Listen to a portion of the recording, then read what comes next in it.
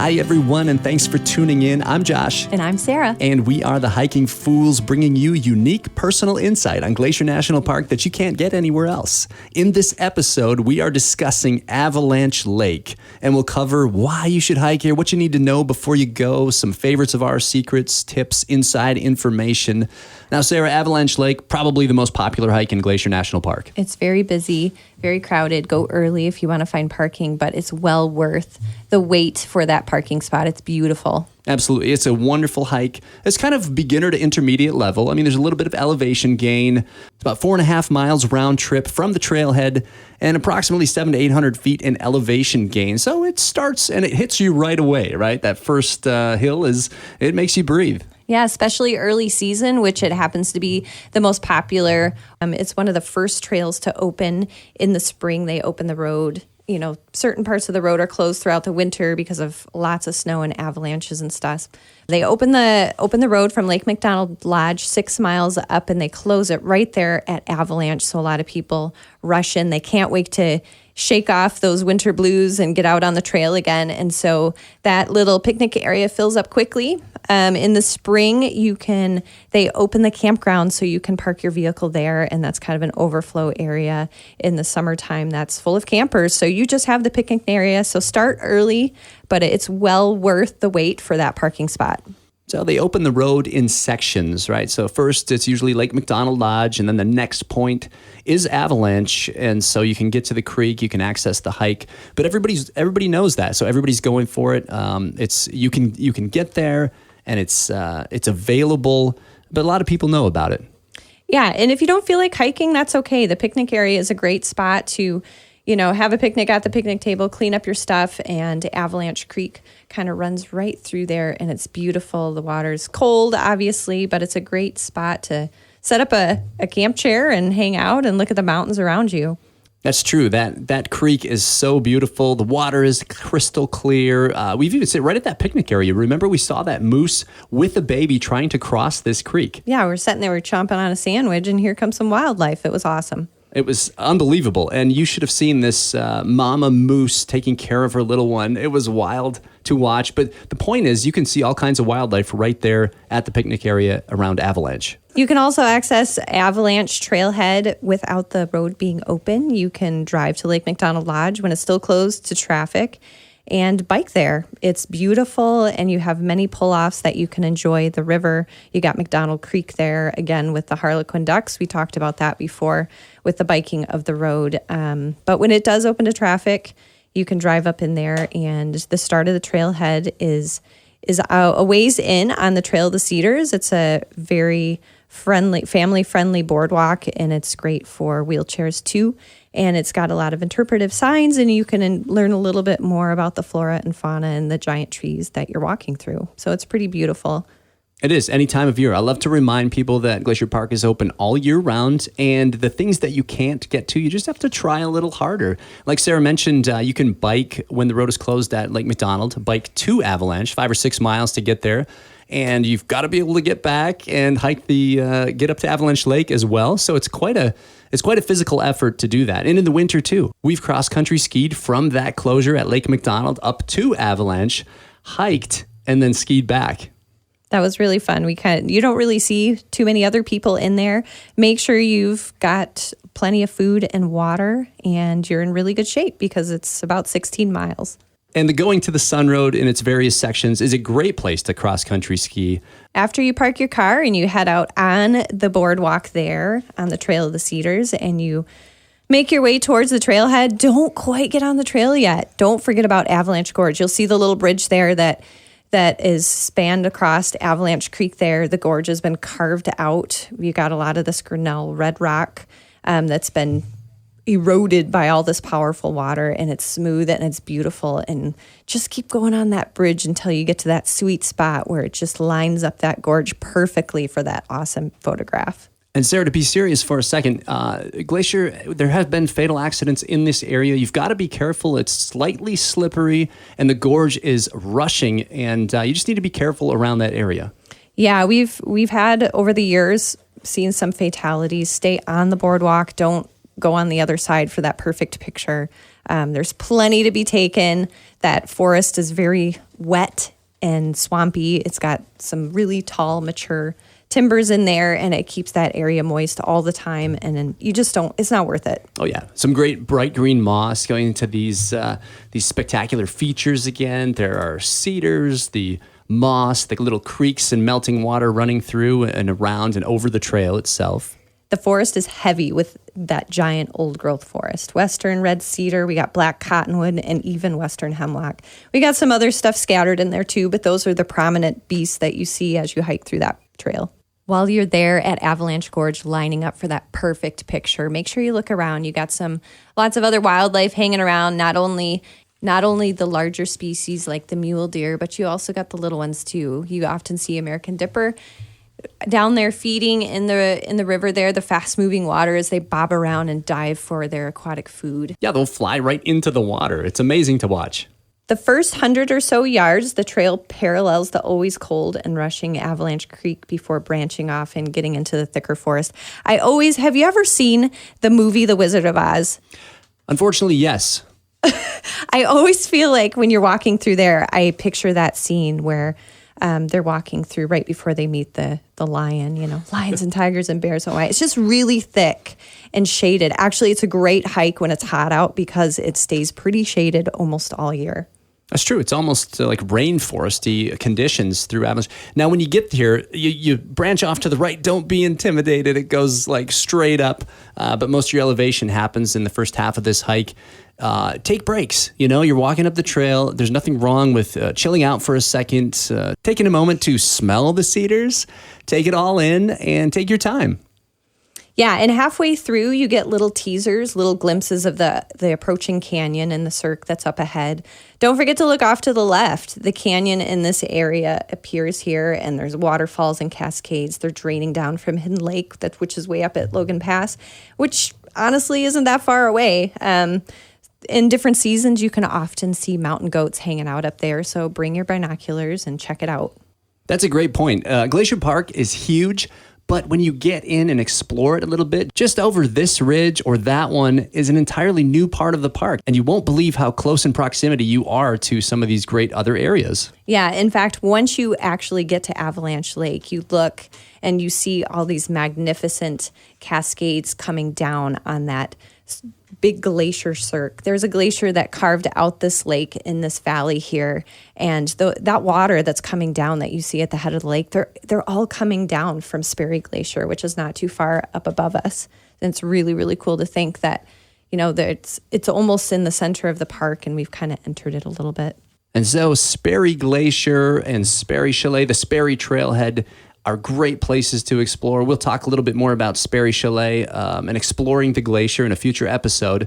But it's unbelievable the way that the glaciers are melting and the features that you can see due to their activity.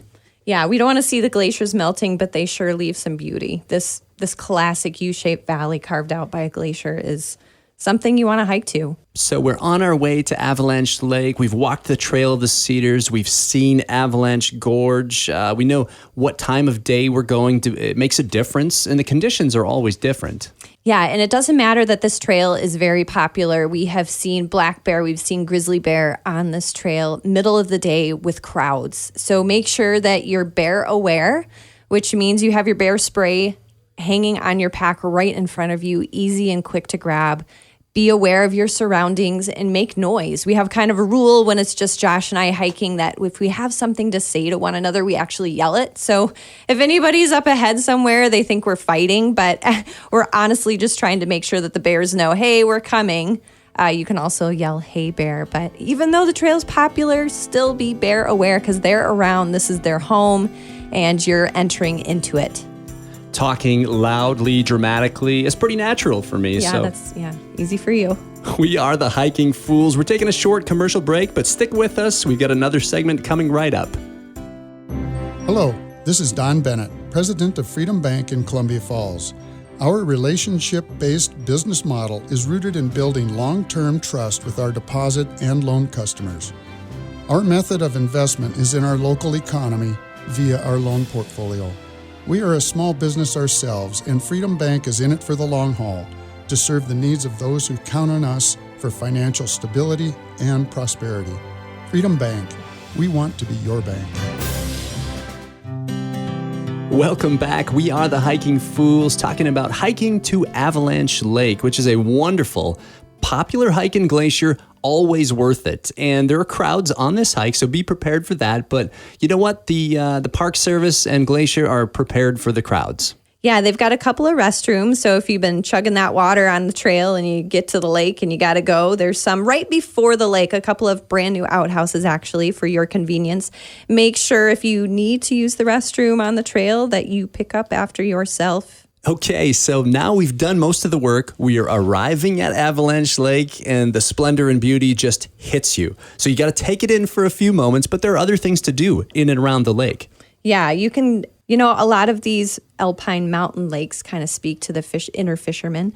Can you fish in this lake? Well, I hope so, because we have done it. It's a beautiful lake, and yes, I believe you can fish at the lake. My favorite spot is to head up the right side of the lake, stay on the trail, but there's a couple of great rocky outcroppings that you can get further into the lake with your line, and so it's a great place to fish. Yeah, the trail moves on. It doesn't just stop at the lake, but it does dead end at the head of the lake. But our favorite spot is to go towards the middle of the lake where the trail connects to the water again.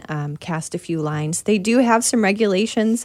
Make sure you use flies and artificial lures only. They do have some regulations. So check the website, the NPS website, to get caught up on the changes in anything with fishing.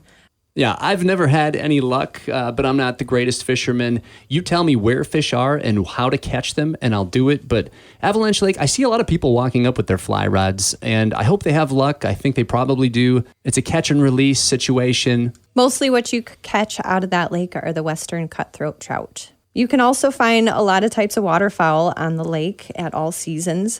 Don't forget, again, to have your binoculars. You can see harlequin ducks, loons, mergansers, goldeneye. Those are just a few. What did you see just last time we were there? There's a nice log jam at the foot of the lake when you arrive. It seems like there are always duck species right around that area. Yeah, we saw a couple of female borrowers that's diving around in there. It was pretty neat to watch them in their natural habitat. I just love watching wildlife. I could do it all day long. In fact, that log jam is a great place to see multiple types of wildlife. I remember we had some good friends of ours visiting, a couple from Miami, and she said at one point, "Look, I see a bear." And we were kind of looking for bears, but there was a black bear walking across that log jam with two little cubs. What an incredible experience. So step back just a little bit, and right before you get to the lake is a very interesting area. As you mentioned before, on your left side, you can see cliffs, and we've seen mountain goat on those cliffs. You got to squint or use your little binoculars or spotting scope or something like that, but just look for small white specks on the side of that slope. In addition, you can hear avalanches. I mean, we've heard avalanches in this area, the namesake. Yeah, if you come really early in the season when the ice is still grasping that cirque in the back there, you will have some of those avalanches let loose, and it kind of thunders and echoes off the surrounding peaks in that valley. It definitely thunders. I kind of stop and look to you to wonder whether I'm safe or not. Well, I kind of look to you wondering, what was that? And then we realized together what we just heard. And it's amazing. Right before you get to the lake, there's also a section that the trees are blown down. They're leveled. You can see the impact and the effects of avalanches. They look like little tree toothpicks that have been flattened out on the forest floor. And you can see where that avalanche just rushed through there and pushed over. And you understand how powerful they really are. And how small you are. As you're walking here, you're just dwarfed by some of these geological and natural features. I feel like the smells in these avalanche chutes are spectacular because you have all these fresh snaps of vegetation in the trees, and the smell overwhelms your senses as you explore the forest.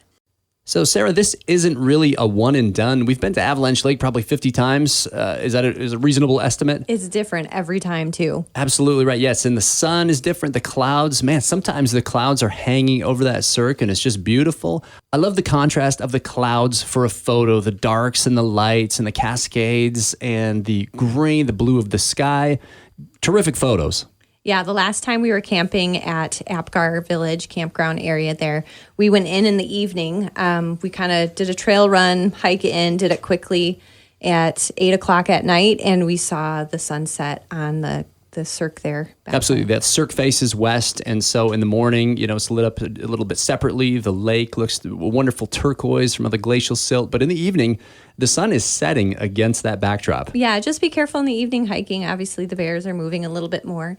So just pay attention to that. But it's well worth it. It's so pretty. And unfortunately, late in the season, it can be smoky. The one time we went, I remember sitting at the foot of the lake, talking to a Forest Service fire personnel, and it was interesting to hear his perspective on this. He was there and ready to help and ready to serve. And remember right when we got back to around the gorge area, he closed it off. It was roped off, and there was just too much smoke back in there. Yeah, we happened to hike in, and a recent fire had just started, and we were looking at the lake, and in between the clouds of fresh yellow burning tree smoke, we could kind of see those waterfalls. But we knew we weren't going to be in there long, and pretty soon there was a firefighter there and kind of escorting people out, and they closed the trail right after. But again, the trail is different every time, including the seasonal access. Cross-country skiing to the trail and hiking it is fun in the winter. Biking the road in the spring to the trailhead